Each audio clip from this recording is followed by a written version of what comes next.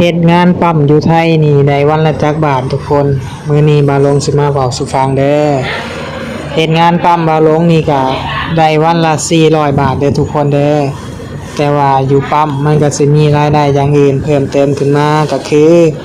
มันสิมี OT เฮ็ดซุมื้อเด้อทุกคนเด้อ OT นี่ถ้ารายเฉลี่ยต่อคนนี่ก็คนหนึ่งก็ประมาณ70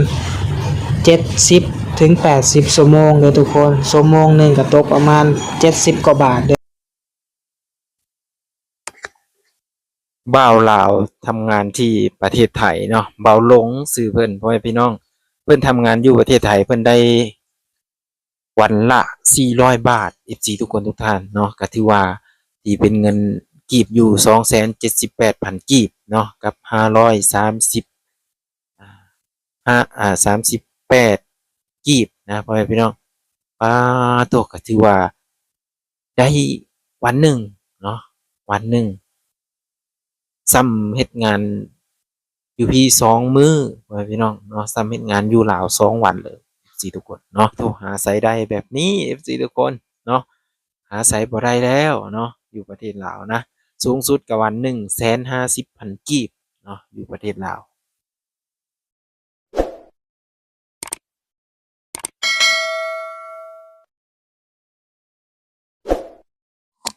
สวัสดีครับสบายดีพี่ๆ FC ทุกคนทุกท่าน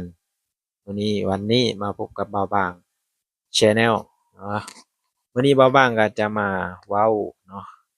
มาเอาวิดีโอมาให้ FC ได้รับชมไปพร้อมๆกันเนาะอ่าหรือว่าไผที่ทำงานอยู่ไทยเนาะ FC ลาวทำงานอยู่ประเทศไทยไผ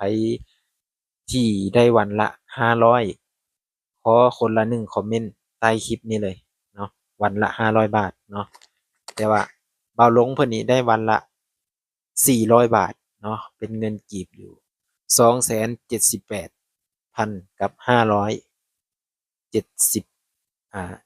75 บาท75กีบนะทุกคนเนาะเว้าผิดเว้าถูกขอโทษขออภัย FC หลายๆเด้อเนาะมื้อนี้ก็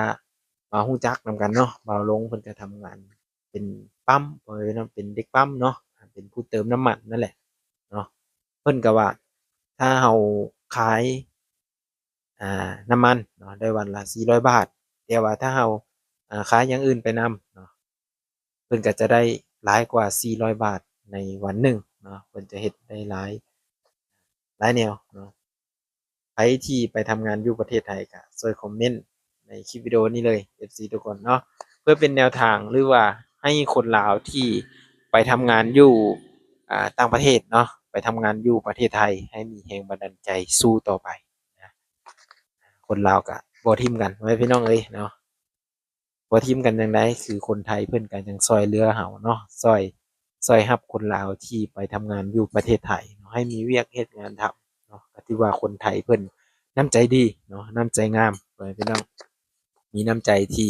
แบ่งปันคนลาวพ่อแม่พี่น้องเนาะก็คือกับเพิ่นเว้านั่นแหละว่าเป็นบ้านพี่เมืองน้องกันก็แม่นอีหลีพ่อแม่พี่น้องเนาะเพิ่นน้ำใจดีน้ำใจงามเนาะช่วยเหลือกันนะ ถ้าเราบ่รู้จักอิหยังนี่เพิ่นจะบอกเพิ่นจะแนะนำเลยเนาะคนไทยนี่คือว่าสุดยอดหลายนี่ก็เป็นอีกอย่างหนึ่งไว้พี่น้องเนาะหลายคนหลายท่านก็อาจจะเคยไปเที่ยวเนาะอาจจะเคยไปเห็นอาจจะเคยไปยามพี่ยามน้องนะคือว่าว่างได้เว้าอะแหละเนาะไผที่ไปเคยไปทำงานเนาะ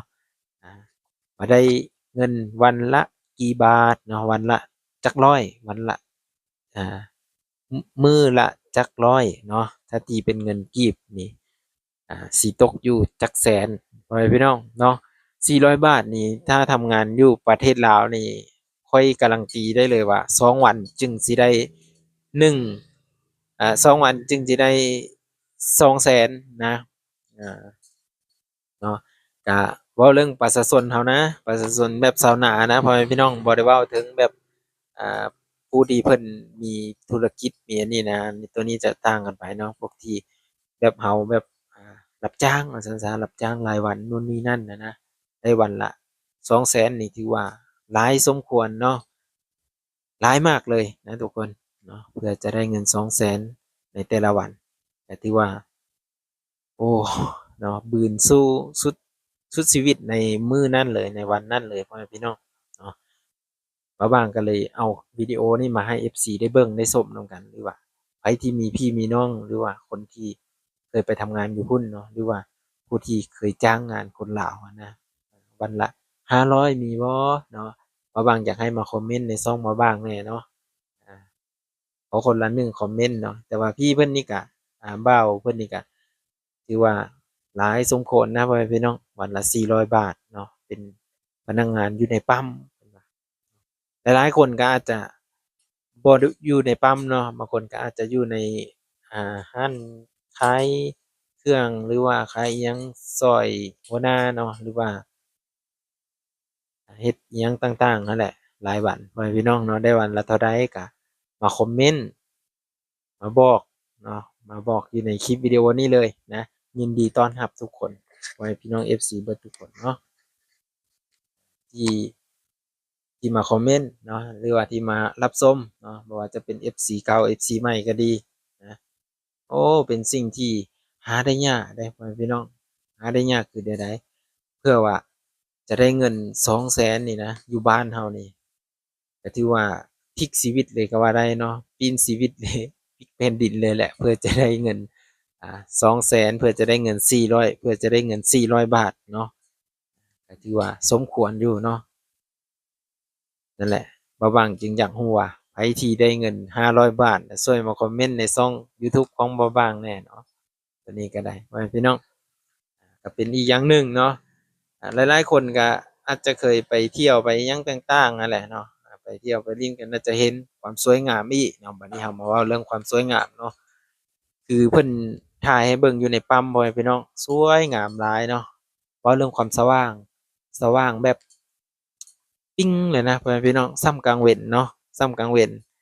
บ่แม่นกลางคืนซ้ำถ้าเราเข้าไปอยู่ในหั้นน่ะเบิ่งจากภาพที่เราแนมไปแล้วนะมันมืดแต่อยู่ในท้องฟ้าซื่อๆนะแต่ว่าอยู่ในอ้อมแอมนี่โอ้ยแจ้งสว่างเลยบ่ว่าจะเป็นเส้นเถาะเส้นทางอีสังต่างๆเนาะก็ถือว่าสว่างเนาะมีความสว่างมีความพัฒนาหลายบ้านเพิ่นเนาะแล้วก็สวยสดงดงามบ่ว่าจะเป็นการถนนหนทางเนาะหรือว่าห้องน้ำห้องน้อิหยังต่างๆอะนะที่เราจะเห็นเป็นทุ่งยางเป็นใบไม้อิหยังต่างๆนี่บ่ค่อยมีดอกบ้านเพิ่นน่ะเนาะเพราะว่าเพิ่นทิมเป็นระเบียบเนาะ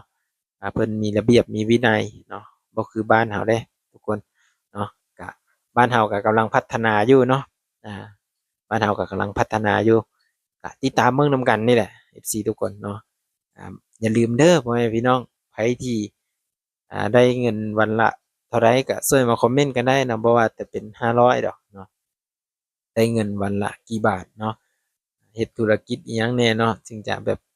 ได้ฮอด500เนาะอันนี้ก็ตามน่าจะในความคิดของบ่าวบ้างนะน่าจะตามความรู้หรือว่าประสบการณ์ที่เคยเฮ็ดเวียกนั้นบางทีหัวหน้าเพิ่นเห็นแล้วเพิ่นก็จะขึ้นเงินให้เนาะพ่อแม่พี่น้องจะประมาณนั้นตามความคิดของบ่าวบ้างนะแต่ว่า บ่รู้จักว่าเพิ่นแบบใดอะนะตัวนี้บ่บางบ่รู้จักเนาะก็คือเห็นตอนนี้กำลังเป็นกระแสที่ว่าโด่งดังเลยเนาะออกข่าวเลยก็ว่าได้เนาะก็คือคนลาวที่ไปทำงานอยู่ไทยแล้วเพิ่นถูกนายจ้างที่ยึดพาสปอร์ตบ่เพิ่นว่ายึดพาสปอร์ตแล้วก็บ่ให้เงินเดือนอีกเนาะเพิ่นก็เลยน้อยอกน้อยใจก็เลยขึ้น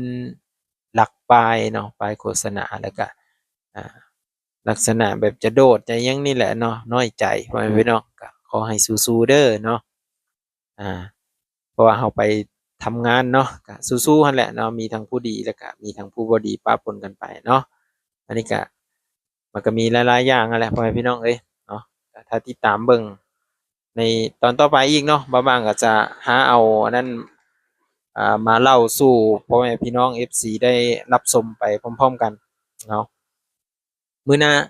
บ่าว่างจะเอามาให้ FC ได้เบิ่งอีกว่ามีอิหยังแหน่นะตัวนี้เนาะก็คือวิดีโอต่อไปเด้อพี่น้องเด้อตัวนี้ก็คือบ่าว่างจะเอามาเล่าให้พ่อแม่พี่น้องนี่ได้รู้จักเนาะได้รู้จักได้เห็นได้ชมนำกันเนาะบางทีอาจจะเข้าบ่ถึง FC ของบ่าว่างเนาะอ่าตัวนี้บ่าว่างก็ขอขอบพระคุณ FC เด้อที่ว่ามาคอมเมนต์ ทุกคอมเมนต์ทุกกำลังใจเนาะทุกคลิปที่ TFC พ่อแม่พี่น้องเบิ่งให้เนาะแต่อย่าลืมไผที่ทำงานเนาะหรือว่าได้เงินเดือนวันละ500บ่หรือว่าวันละเท่าใดก็มาคอมเมนต์กันได้ในใต้วิดีโอนี้บ่าวบางจะมาตอบเนาะหรือว่ามาอ่านให้ FC ได้รู้จักได้เห็นในขั้นตอนต่อไปเนาะจะประมาณนี้ FC ทุกคนทุกท่านก็ดีมกดีใจหลายที่ว่าพ่อแม่พี่น้อง FC ประเทศไทยนี้นะที่รับชมและติดตามเบิ่งตลอดมาเลยเนาะบางทีเพิ่นก็อาจจะบ่ได้คอมเมนต์เนาะนี่ก็บ่ว่างก็ถือว่าสิวิวเนี่ยยอดวิวน้อยแต่ว่าบ่ว่างก็สู้ต่อไปพ่อแม่พี่น้องเอาสวัสดีครับ